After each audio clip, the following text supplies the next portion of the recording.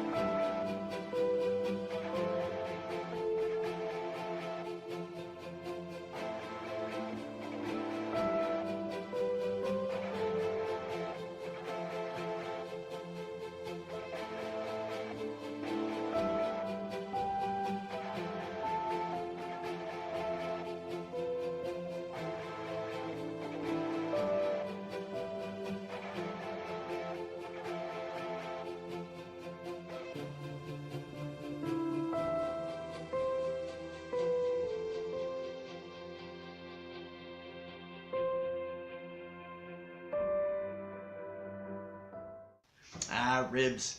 Just another great example of how good things come to those who wait. And you know what? There's nothing quite as rewarding in life as reaping the rewards of all your hard work. Except maybe,